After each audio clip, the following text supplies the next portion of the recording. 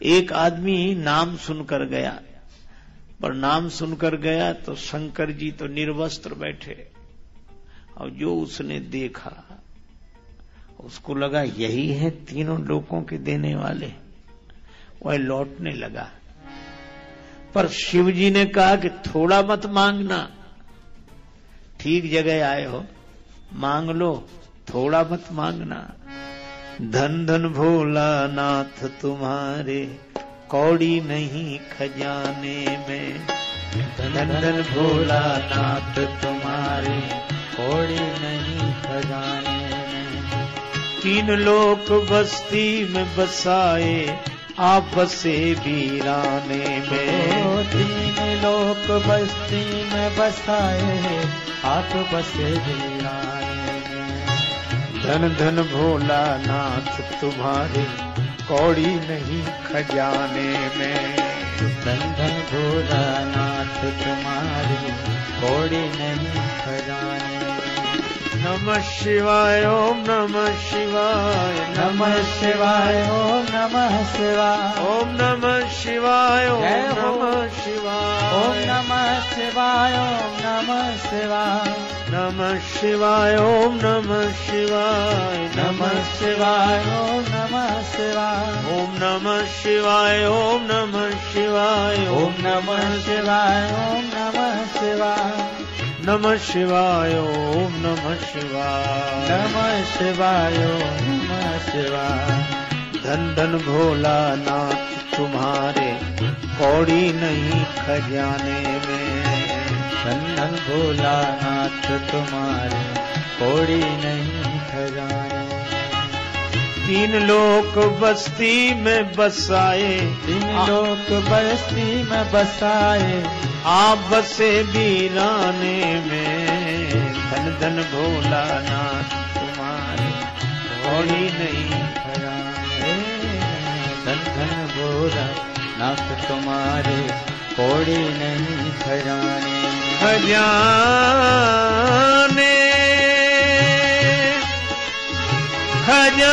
खजाने में, खजाने में, खजाने में। धन धन भोला नाथ तुम्हारे कौड़ी नहीं खजाने में, धन धन भोला नाथ तुम्हारे कौड़ी नहीं खजाने में। ब्रह्मा जी कहते हैं मां ये दानी बड़े दानी हैं, प्रत्येक दिन देते हैं, लेकिन दये बिनु हमारे दिए बिना देते हैं। जिनको ब्रह्मा जी ने नहीं दिया वो शंकर जी के पास पहुंच जाते हैं कि हम बड़े दुखी हैं, यह नहीं है। शिव जी कहते हैं जाओ दिया। अब यह कह देना तो बहुत आसान है, लेकिन उससे भी तो पूछो जिसकी जिम्मेवारी है देने की। जैसे कोई भोजन करने आए तो भोजन करने वाला बनाने वाले से पूछ लेता है कि इतने और लोग हैं बुलाएं,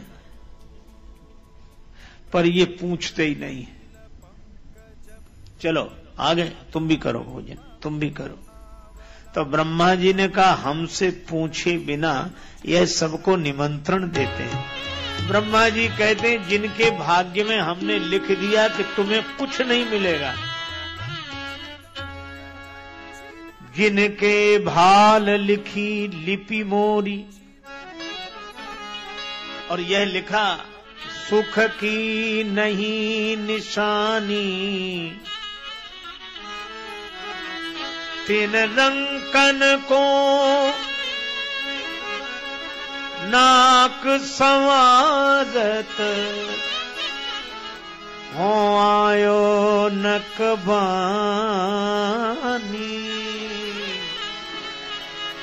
बावरो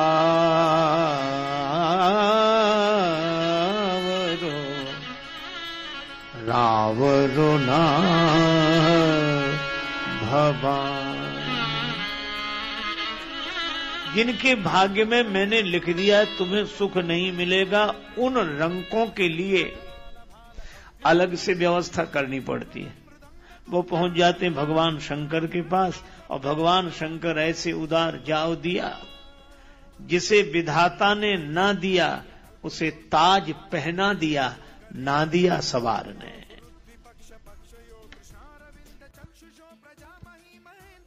महाशिवरात्रि के पावन अवसर पर मेरे समस्त प्रियजनों को मधुसूदन का अनुरोध है कि सब अपने हृदय में शिव शंकर की ध्यान धरे और उनकी गुणगान करे। जटा जूट के मुकुट शीश पर, जटा जूट के मुकुट शीश पर, गले में मुंडन की माला, माथे पर छोटा चंद्रमा, कृपाल में करके ब्याला, जिसे देख कर भय व्यापे सो, गले बीच लपटे काला, और तीसरे नेत्र में तेरी महाप्रलय की है ज्वाला, और तीसरे नेत्र में तेरी महाप्रलय की है ज्वाला। अमृत तो देवताओं को दे दिए, आप हलाहल पान करे, ब्रह्म ज्ञान दे दिया उसी को, जिसने आपका ध्यान धरे। नारद जी को बीणा दे दई, और सन्यासी को त्याग दिए, जिसने आपका ध्यान लगाया उसको तो अनुराग दिए, जिसने आपका ध्यान लगाया उसको तो अनुराग दिए।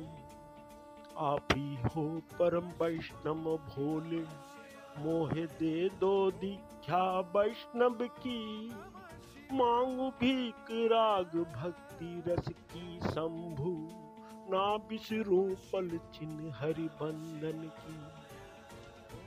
नमः शिवाय ओम नमः शिवाय ओम नमः शिवाय ओम नमः शिवाय ओम महेश्वराय शंभु नमः शिवाय ओम महेश्वराय शंभु नमः शिवाय ओम पिनाकिने नमः शूलपनाय ओम शशि शेखराय नमः विरूपकाय ओम नीललोहितो नमः विष्णुमलवाय ओम वाम देवाय नमः नमः शंकराय ओम नमः शिवाय ओम नमः शिवाय ओम नमः शिवाय ओम नमः शिवाय नमः शिवाय ओम नमः शिवाय ओम नमः शिवाय ओम नमः शिवाय। धन धन भोला नाथ तुम्हारे, कौड़ी नहीं खजाने में हो, धन धन भोला नाथ तुम्हारे, कौड़ी नहीं खजाने में। तीन लोक बसती में बसा कर, तीन लोक बसती में बसा कर, अब बैठे वीराने में हो, धन धन भोला नाथ तुम्हारे, कौड़ी नहीं खजाने में हो, धन धन भोला नाथ तुम्हारे, कौड़ी नहीं खजाने में। हर हर महादेव, हर हर महादेव, हर हर महादेव, हर हर महादेव।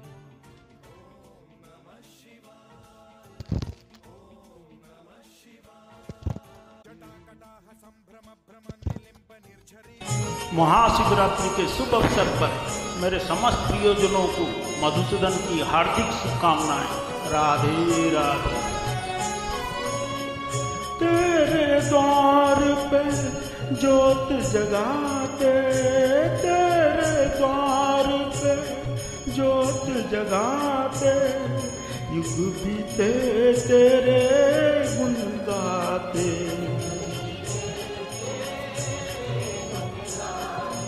ना मांगू मैं हीरा मोती, मांगू बस थोड़ी सी ज्ञान और भक्ति की ज्योति। खाली हाथ न जाऊंगा मैं,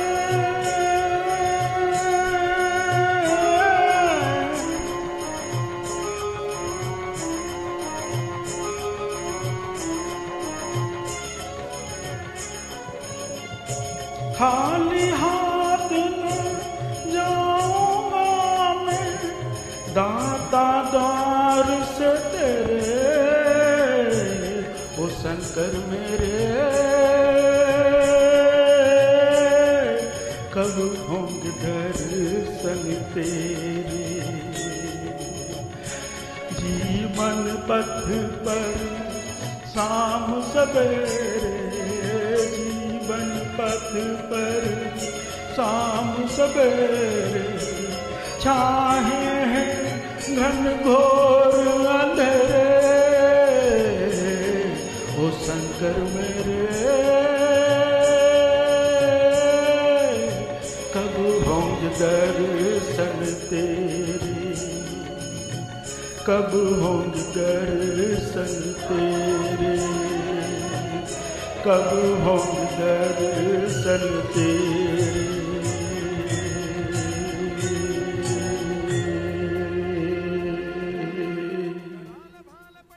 एक बहुत ही सुंदर सा श्लोक है भाई सुभाषित रत्नाकर। तो बता रहे हैं स्वयं महेश सुश्रो नगेश सखा धनेश तनयो गणेश। स्वयं महेश यानी कि महा ईश है तो, और सुरो नगेश यानी कि जो पर्वतों के राजा हैं वो इनके ससुर हैं, और सखा धनेश दोस्त कौन है इनके, कुबेर वो इनके फ्रेंड हैं। तथापि भिक्षा टनमेव शंभो, लेकिन फिर भी क्या कर रहे हैं ये, भिक्षा मांग रहे हैं ये। वलीयसी केवलम ईश्वरम इच्छा, लेकिन ऐसा क्यों कर रहे हैं वो, क्योंकि ऐसी ईश्वर की इच्छा है। तो भगवान की क्योंकि ऐसी इच्छा है कि आप ना ऐसे सिंपल हो, ठीक है मैं सरल लेंगे, तो उनकी खुद की कोई इच्छा नहीं। हालांकि वो सारे ऐश्वर्य प्राप्त करने में पूरी तरह से सक्षम है, लेकिन वो खुद क्या करते हैं, भिक्षा, वो भिक्षु की तरह रहते हैं ऐसा। तो शिव जी खुद जो है उनके पास भौतिक ऐश्वर्य नहीं है, हालांकि हो सकता है उनके पास कैलाश धाम में बहुत ऐश्वर्य है, लेकिन वो किसी ऐश्वर्य से आसक्त नहीं है, बिल्कुल भी नहीं, नॉट एट ऑल। हरे कृष्णा। तो आज बहुत ही विशेष तत्व के ऊपर हम चर्चा करने वाले हैं, वो है शिव तत्व। और शिव जी के बारे में कई भ्रांतियां भी हैं, क्योंकि बहुत ही अचिंत्य तत्व है शिव जी का। तो शिव जी जो है कई सारे कॉन्ट्रडिक्टरी कार्य करते हैं, लेकिन वो सारी कॉन्ट्रडिक्शंस बड़ी ब्यूटीफुली ब्लेंड हो जाती हैं शिव जी की पर्सनैलिटी में। तो जिस तरह से भगवान श्री कृष्ण बहुत ही अचिंत्य हैं, उसी प्रकार से शिव जी भी बहुत अचिंत्य हैं वास्तव में। एक समय नवयोगेंद्र महाराज आए जब श्री प्रभुपाद जी के पास, तो वो आए प्रभुपाद जी के पास कि श्री प्रभुपाद हम लोग जा रहे थे, भक्त लोग जा रहे थे, तो शिव जी का मंदिर था, मैंने वहाँ प्रणाम किया, तो भक्त ने बोला अरे अरे हम तो कृष्ण के भक्त हैं, आप शिव जी को प्रणाम क्यों कर रहे हो। तो मुझको बड़ा अजीब लगा, तो क्या श्री प्रभुपाद क्या हम शिव जी को प्रणाम नहीं कर सकते क्या, क्योंकि हम वैष्णव हैं इसलिए हम शिव जी को प्रणाम नहीं करेंगे क्या। प्रभुपाद ने कहा he is a top most Vaishnava, lord Shiva is a top most Vaishnava. किसने बोला उनको प्रणाम नहीं करेंगे, उनको हमें अवश्य प्रणाम करना चाहिए। अगर तुम चाहते हो भक्ति में जो अवरोध है अहंकार का, विशेष रूप से मिथ्या अहंकार का, उसके लिए शिव जी का आशीर्वाद तो बहुत अधिक आवश्यक है। किसने कहा तुमको हम शिव जी को प्रणाम नहीं कर सकते, हमें शिव जी को अवश्य प्रणाम करना चाहिए। तो इस प्रकार से प्रभुपाद जी ने एनकरेज किया डिवोटीज को कि शिव जी का हमें आशीर्वाद लेना चाहिए। तो शिव जी जो है उनका तत्व बहुत ही दिव्य है। वैसे देखा जाए तो वो क्रिएटर भी है और डिस्ट्रॉयर भी है। असल में जो शिव जी हैं वास्तव में क्रिएटर भी हैं देखा जाए, क्योंकि वास्तव में जितनी भी लिविंग एंटिटीज हैं जो प्रवेश करती हैं पृथ्वी के अंदर, वो नॉट पृथ्वी बल्कि पूरी ब्रह्मांड के अंदर जो प्रवेश करती है, पूरी भौतिक सृष्टि के अंदर जो प्रवेश करती हैं, वो शिव जी से ही प्रवेश करती हैं। तो प्रकृति का और शिव जी का जो इस तरह से मिलन होता है वास्तव में, जिससे कि जीवात्माएं ब्रह्मांड के अंदर प्रवेश करती हैं, इसी को ही शिवलिंग के रूप में प्रस्तुत किया जाता है। तो शिवलिंग जो है वैसा नहीं है जैसे कि बताते हैं, वैसा नहीं है कि it's a private part of lord Shiva and Parvati Shivalinga. कि लिंग का मतलब नहीं होता है, लिंग जो है इट इज लिंग का मतलब होता है सिंबल, प्राइवेट पार्ट का मतलब होता है शिशिनम। जैसे आपने सुना ना बोला प्यार जीवेर लासये इति उतिधाय शिष्णोदर परायण कृष्ण नाही पाए। Shishna is the word for the private parts, not linga. लिंग का मतलब होता है सिंबल। तो इस तरह से ये सिंबॉलिक है कि किस तरह से शिवजी और पार्वती का जो मिलन है, इससे सारी जीवात्माएं ब्रह्मांड के अंदर प्रवेश करती हैं ऐसा। तो इस प्रकार से शिव जी का तत्व है बहुत ही यूनिक है। तो जो शिव तत्व है तो ये जीव तत्व जैसा नहीं है, ये भगवत तत्व भी नहीं है और ये जीव तत्व भी नहीं है, ये बीच में तत्व है, वास्तव में ये बीच का तत्व है। तो इसलिए ये जो तत्व है ये माया के परे है। वैसे तो ये वाला तत्व ये माया के परे, ये माया का मालिक भी नहीं है ये वाला तत्व, लेकिन साथ ही माया से दूषित भी नहीं होता, शुद्ध है ये वाला तत्व जो शिव जी का तत्व है। तो इसलिए जो बीच का तत्व है उसमें एक और तत्व आता है गुरु तत्व। इससे प्रभुपाद जी बोला करते थे गुरु तत्व में शिव तत्व में अंतर नहीं है। जिस तरह से गुरु तत्व हमें कनेक्ट करता है कृष्ण के साथ, उस तरह से शिव तत्व भी हमें कनेक्ट करता है भगवान के साथ। इसलिए जो बृहद भागवतामृत है उसमें बताया जा रहा है कि ऐसी जीवात्माएं जो कि ब्रह्मवादी होती हैं, निराकार ब्रह्म की ओर आकर्षित होकर अब ब्रह्म में घूम रही हैं, लेकिन कहाँ जा कहते बस ब्रह्म में रहो बस। अब बेचारी घूम तो रही है, उनमें ये ज्ञान तो आ गया कि मैं शरीर नहीं हूं, मैं आत्मा हूं, लेकिन ये ज्ञान नहीं आया कि मैं कृष्ण का दास हूं। तो ये ट्रेनिंग देने के लिए कैलाश धाम है जो कि मटेरियल वर्ल्ड और स्पिरिचुअल वर्ल्ड, भगवत धाम और जो आध्यात्मिक जगत है वैकुंठ जगत और भौतिक जगत, इसके बीच में एक धाम है कैलाश धाम। कैलाश धाम के दो पार्ट हैं, नीचे का धाम है वो है महाकाल धाम और जो ऊपर का धाम है वो है कैलाश धाम।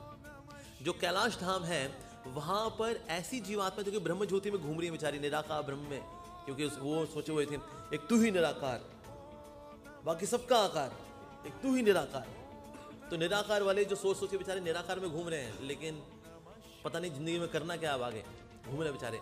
ऐसे लोगों को शिवजी जो है कैलाश में बुलाते हैं, उनको बुलाते हैं मूर्खानंद। तुम ब्रह्म ज्योति में क्यों घूम रहे हो बेटा, ब्रह्म ज्योति में तुम क्या उखाड़ लोगे किसी का, इसीलिए आओ हम तुमको फर्दर ट्रेनिंग देते हैं।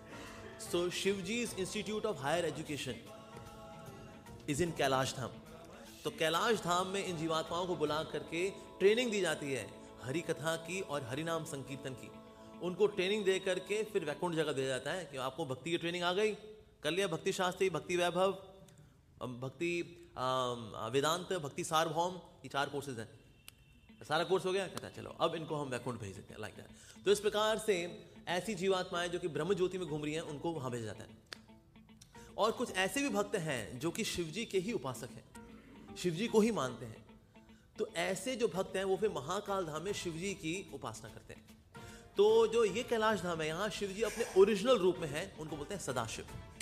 ओके, ये जो सदाशिव रूप है भगवान का, शिवजी का, ये शिवजी का तत्व ये जो है ये विष्णु तत्व रूप ही है। तो इस प्रकार से शिव तत्व है और विष्णु तत्व है, उनके अंदर कोई अंतर नहीं है।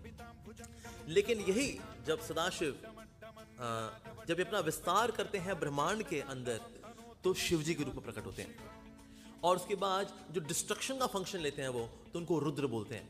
तो इस प्रकार से उनके 11 रुद्र अवतार हैं, जिनमें से एक हनुमान जी भी आते हैं। तो शिवजी एक ऐसी स्थिति है जो कि कोई एक्वायर नहीं कर सकता। कोई व्यक्ति ध्यान लगा करके शिवजी नहीं बन सकता, जैसे कोई व्यक्ति ध्यान लगा करके विष्णु नहीं बन सकता, उस प्रकार से कोई ध्यान लगा करके शिवजी नहीं बन सकता। लेकिन उनका जो विस्तार है रुद्र जीवात्मा बन सकती है। अच्छा, कौन सी जीवात्मा बन सकती है, लेकिन उसकी क्वालिफिकेशन क्या है? अगर कोई जीवात्मा 100 जन्मों तक लगातार वर्णाश्रम धर्म का पालन कर ले फ्लॉलेसली, ऐसी जीवात्मा को पोजीशन मिलती है ब्रह्मा जी की। और अगर 100 बार कोई ब्रह्मा जी बन का रोल कर ले तो उसको पोजीशन मिलती है रुद्र की। That means it is very very very very very very very rare कि कोई रुद्र की पोजीशन ले ले, क्योंकि 100 बार पहली बार वर्णाश्रम में बिना गलती के हुए कोई कर ले, बहुत बड़ी बात, तो उनको ब्रह्मा जी की पोजीशन लेगी। ऐसा 100 बार ब्रह्मा जी अगर को बन जाए अगर कोई, तो कहेंगे सर आप you are too good man, okay then one can acquire the position of Rudra. लेकिन शिवजी का जो तत्व है, शिवजी कोई नहीं बन सकता, nobody can become Lord Shiva. Shivji का इतना बड़ा विशेष तत्व है क्योंकि ये भगवत तत्व से अभिन्न है। वास्तव में शिवजी का तत्व है ये भक्तावतार जैसा तत्व है। जैसे श्री चैतन्य महाप्रभु भगवान है लेकिन भक्त है, उसी प्रकार से ये भी भगवान के ही अवतार हैं शिवजी, लेकिन भक्त हैं ऐसा। तो इसलिए इनका बड़ा यूनिक तत्व है, भक्त भी है और भगवान भी है। इवन भगवान को भी भक्ति का आस्वादन करना होता है, तो इसलिए भगवान ने भी अपने ऐसे कई विस्तार रखे हैं जो कि भक्ति करते हैं। तो शिवजी भी एक ऐसे ही विस्तार है जो कि भक्ति करते हैं। तो ही तत्व जो कि कोई बन नहीं सकता। लेकिन साथ ही भगवान से अभिन्न भी हैं और उनसे भिन्न भी हैं। तो अलग भी हैं और अभिन्न दोनों ही हैं। ऐसा विश्वनाथ जी को बता रहे हैं माधुरी कादम्बनी के अंदर कि भगवान के कुछ ऐसे विस्तार भी होते हैं जो माया को टच नहीं करते, लेकिन कुछ ऐसे विस्तार भी होने चाहिए जो कि माया को टच करते हैं, उससे दूषित नहीं होते हालांकि, लेकिन माया को टच करते हैं। तो विष्णु है, नारायण है, राम है, नरसिंह है इत्यादि हैं, ये वो विस्तार हैं जो कि माया को छूते नहीं है। अच्छा, तो माया को छूने वाला कोई अवतार भी है क्या भगवान का? हाँ, तो भगवान का एक विशेष अवतार है जो कि माया के संपर्क में आता है, माया से दूषित नहीं होता लेकिन माया के संपर्क में आता है, और वो है शिव जी का तत्व। तो माया तत्व बेसिकली क्या है? दैट इज दुर्गा देवी, पार्वती, दुर्गा देवी उनकी अधिष्ठात्री है, शी इज लिविंग। जो मटीरियल नेचर है वो इनर्ट है, निर्जीव है, लेकिन अधिष्ठात्री देवी जो पार्वती है, दुर्गा है, सिंह वाहिनी है, वो तो लिविंग है। तो इसीलिए प्रकृति के संग में आते हैं शिव जी, लेकिन प्रकृति से दूषित नहीं होते।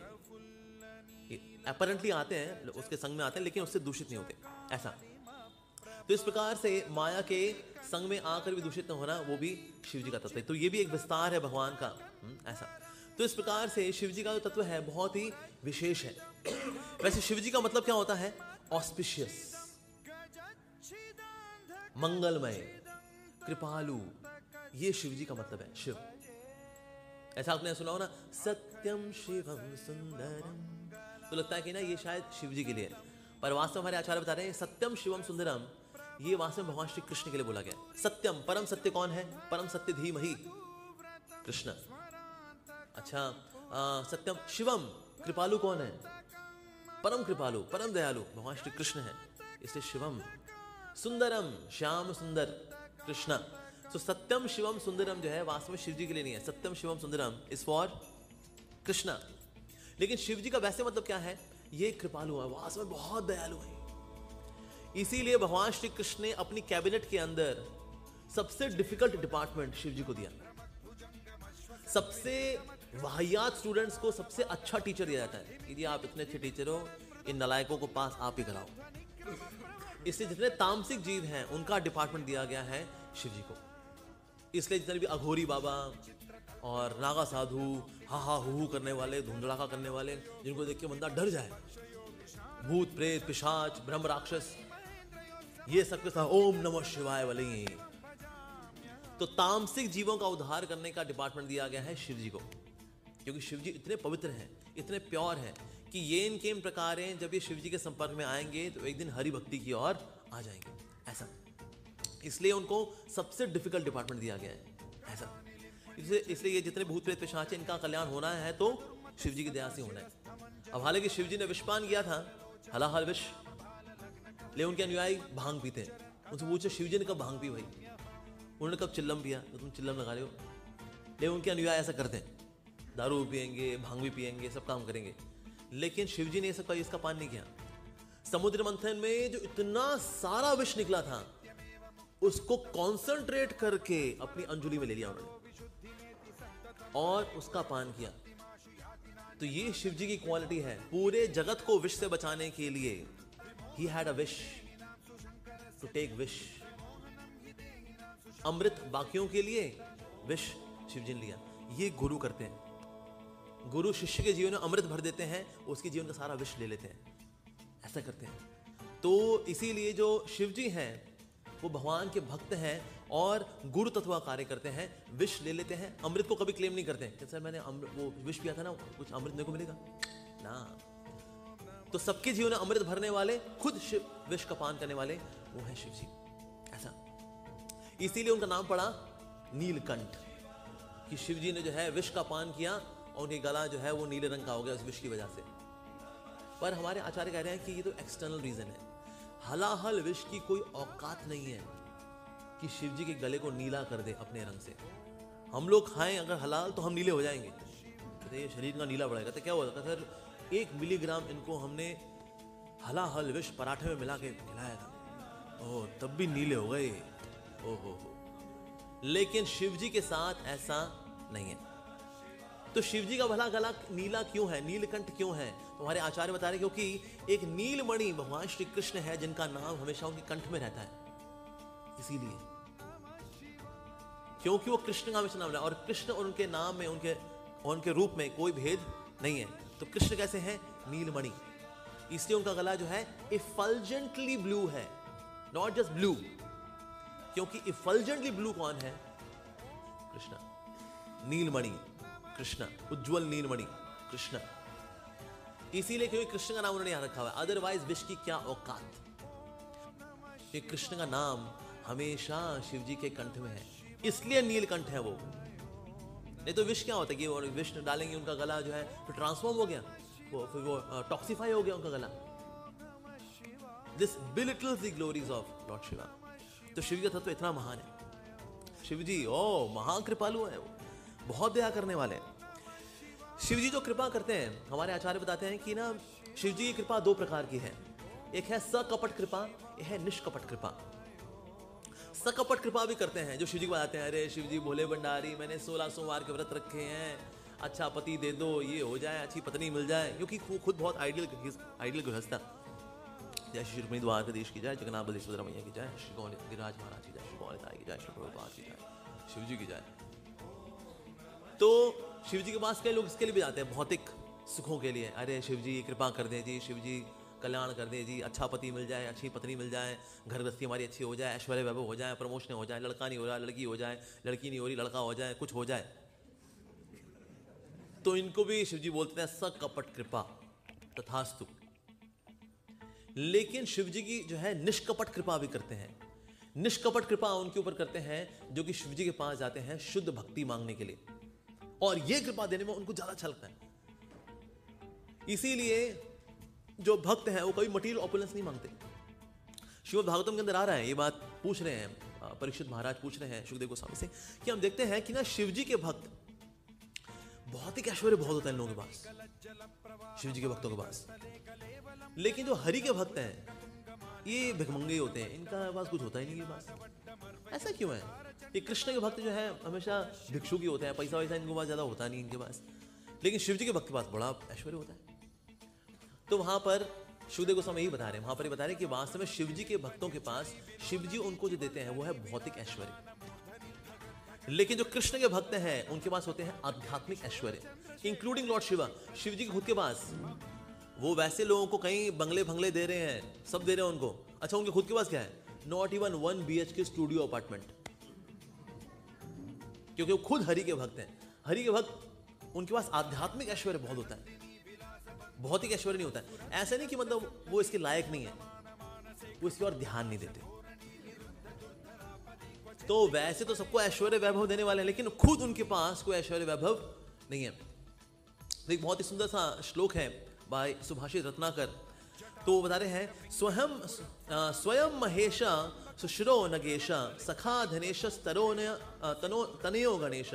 स्वयं महेश यानी कि महा ईश है तो, और सुरो नगेश यानी कि जो पर्वतों के राजा हैं वो इनके ससुर हैं, और सखा धनेश दोस्त कौन है इनके?